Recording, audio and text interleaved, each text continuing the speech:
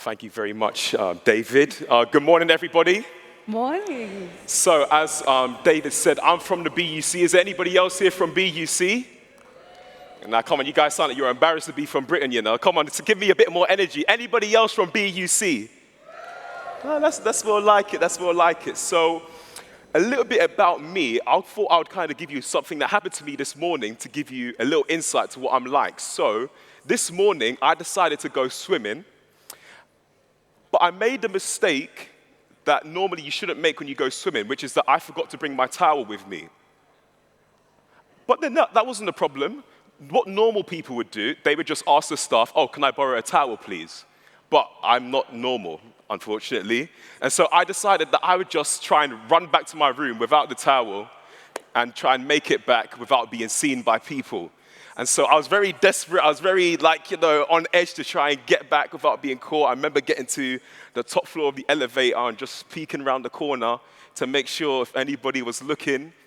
And then to my surprise, there was actually quite a few people that were there. So I had to just walk past them and just pretend like everything that I was doing was normal. You just see a guy just with joggers on his shoulder in flip-flops and just swimming trunks on. And in fact, there was actually one person I saw who was wearing one of the tags. So I was like, there's an Adventist people here. They're seeing me like this. And so if that couple's here, it's nice to meet you. I didn't want to introduce myself then because I thought it would be a little bit awkward. But, it's good to see you guys. But I believe that we have a worldwide message. And I believe that this message has the latent potential to literally impact thousands, if not millions of people. How many of you guys would agree with that? But the question is the message having the impact that it should? Is the message reaching the people in the way that it was designed to be? In life, they always say that, don't shoot the message, shoot the messenger. Don't shoot the messenger, shoot the message. But if the message that we have is so powerful, in fact, the message is even called good news, then maybe, just maybe, the problem could be with the messengers. So, could we be doing better? Should we be doing better? Well, the numbers and the statistics would suggest yes. And they say another common saying goes that insanity is doing the same thing over and over again, expecting a different result. And so what can we actually do as a church, as pastors? What can we do differently? What can we do? What can we change? What can we alternate about the way that we're going about spreading this powerful message in order to have the impact that it should? And so I want to suggest to you that the answer today is found in the book of 2 Kings. And so if I could get the next slide, please, on the screen. And we're just going to read that together. But just to give you a bit of context to this passage, in 2 Kings, what we have here in chapter 7, well, in chapter 6 actually, we actually have the Arameans are laying a siege around Samaria. And this siege is leading to devastating impact. In fact, it's so devastating, it's led to a famine, and the famine is so bad that people are actually paying for bird poo, and in fact, women are even eating their children. That's how bad this famine is. And it's in this context that we are introduced to 4 lepers. And so, if I could get this slide on the screen, and then I'll read that for you, what the passage has to say. And this is what the Bible says. It says, now there were 4 men with leprosy who were sitting at the entrance of the city. And they said to each other, if we stay here, we're going to die. And if we say we'll go into the city, well, that's where the famine is, and so we'll just die of starvation. So why don't we just go to the Arameans and just beg them for mercy? And if they spare us, well, great, we live. And if not, then we die. And so the picture, first and foremost, that is painted here in 2 Kings is that the situation is very hopeless inside the city, and the situation is hopeless outside of the city as well. In fact, everywhere you look, there's helplessness, there's hopelessness, there's despair, there's despondency. And I think that's a bit like how the world is today. That everywhere we look, it's hopeless. Everywhere we look, there's people suffering. There's people ready to give up on life. There's people that just want to throw in the towel. And so the question we want to answer today is, what is God's response to that? But perhaps more importantly, what should be our response to that? And so the Bible continues. It says that at dusk or at morning, they got up and went to the camp of the Arameans. And when they reached the edge of the camp, they found no one there. For the Lord had caused the Arameans to hear the sound of chariots and horses and a great army, so that they said to one another, "Look, the king of Israel has hired the Hittite and the Egyptian kings to attack us." So they got up and fled in the dusk and abandoned their tents and horses and donkeys. They left the camp as it was and ran for their lives. The men who had leprosy, they reached the edge of the camp, and they entered one of the tents and ate and drank. And then they took silver, gold, and clothes and went off and hid them. And they returned and entered another tent and took some things from it and hid them also. And so what we see here is that God here, to the solution, to the situation that's hopeless, the situation that's despondent and despairing, is that God is the one who provides hope when there is none. God is the one who can turn the hopeless situation into a hopeful situation. He can turn a pessimistic into an optimistic. He can bring a deliverance to the despondent and also liberation to those who are in suffering. And that's great, and that's beautiful, that's brilliant, and that's what God's response is. But what should be our response? And so in response to this good news, in response to the grace that God provided for these lepers, this is what the lepers say. It says, what we are doing is not right. This is a day of good news, and we are keeping it to ourselves. Let us go to the royal palace at once and report this good news. And so the lepers go and report the good news of deliverance. They go into the city and report the news that will bring hope and the news that will bring deliverance to the people that are suffering. In other words, their experience with God has led them to take action. Their experience with God has led them to start going and making apparent and making known the news that they have just come into contact with. And so the question I want to ask you guys today is that how has your experience with God benefited other people? How has your experience with God been a blessing to other people? Because I would hazard a guess to say that the fact that you're all here, the fact that you're all pastors or you're leaders in the church, you've all had an experience with God. You've all had an experience with God that has changed your life. But how has that experience led you to impact other people? How many people have been benefited from your relationship with Jesus? How are people's lives around you improved because of the connection that you have with Jesus? You know, Paul would say that it's the love of Christ that constrains us to go and out, preach the gospel and stuff. And so does the love of God, does your experience with God, do you feel a sense of compulsion to go out and spread that as well? Does your experience with Christ, does your experience with God lead you to take action? And if that's maybe not doing it for you, then maybe this will.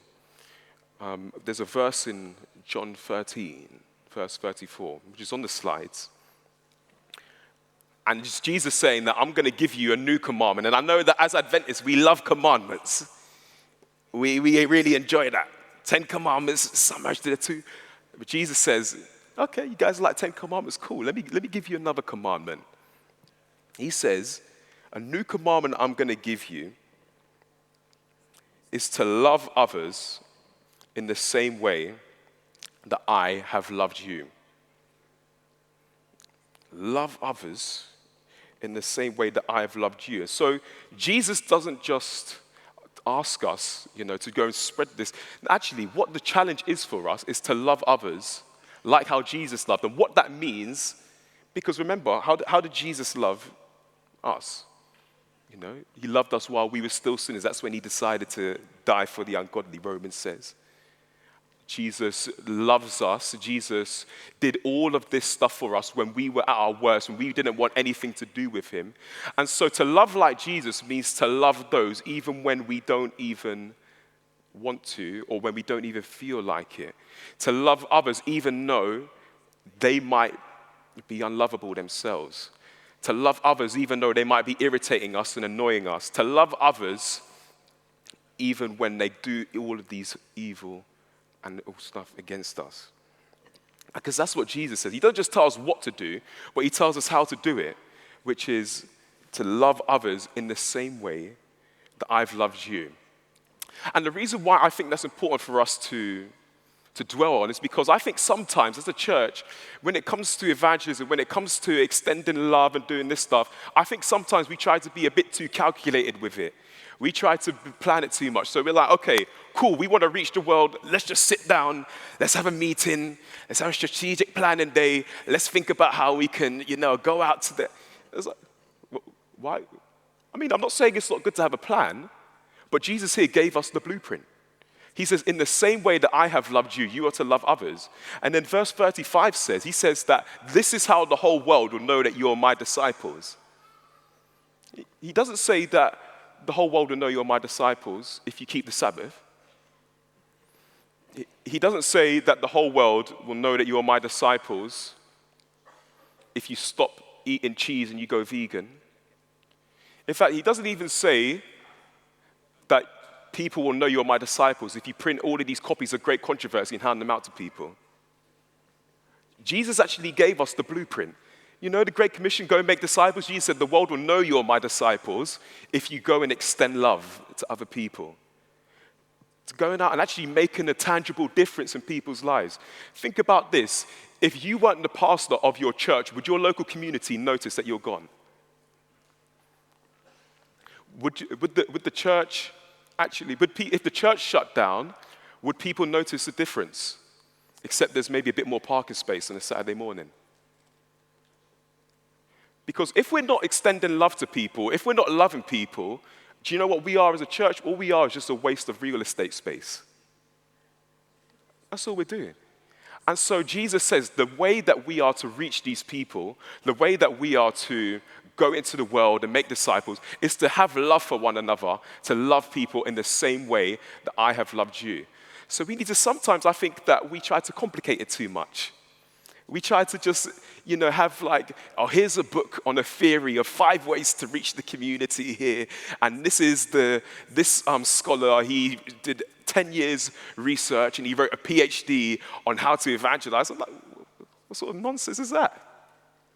Jesus told us what we are supposed to do, which is to go out there, spread love to the people in the same way that he's loved us.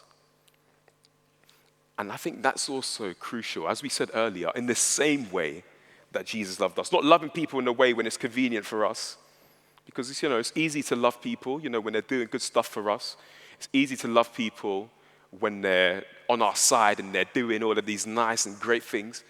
But actually, to love in the same way that Jesus loved. Not loving with ulterior motives, not loving people just so that we can get them to join our church or so that they can agree with what we're saying. No, it's actually to love people even when they're not interested, even when they don't want anything to do with you. Just love them anyway. If you type in Seventh-day Adventist on Google, you get loads of negative stuff, like, cult this, all of this is bad. Wouldn't it be great is that if you searched on Google Seventh-day Adventists, you see the reviews saying, yeah, they might have some, you might not agree with what they believe. They might be some weird people, but they're really nice though. every time I go there, the people there are really loving. The people there really look after me. They take care of me. Wouldn't that be great for us to be known like that? To extend that love to people. As this is how the whole world will know you're my disciples, if you have love for one another. Not even if we preach the three angels' message. People will know that we are Christians. People will know that Jesus loves them if we have love for one another. Because after all, how can people believe in a God that will love them that they can't see if they're not even loved by the people who claim to be Christians, which they can see? So that's the challenge that God has for us. And the method that Jesus has to impact the world is to just love others in the same way that he does. And so just to close, I want to leave you with this passage in 1 Corinthians chapter 13, which is known as the love chapter. In 1 Corinthians 13, we're told that love is all of these different things. Love is patient, love is kind, love is, bears all things, believes all things, etc. Now, if that is a chapter about love, and love is describing, or 1 Corinthians is describing what love is, and if the challenge for us is to love others in the same way that Jesus loved us, if you were to take the word love out there and insert your name into that passage, so for example, if it said Adam is patient, Adam is kind, Adam is all of these things, how true would that be of you? Would they be telling the truth, or would they be lying? Well, in fact, if you were arrested on suspicion of being too loving, and 1 Corinthians 13, that was the standard they were using for that love is patient, love is kind, etc.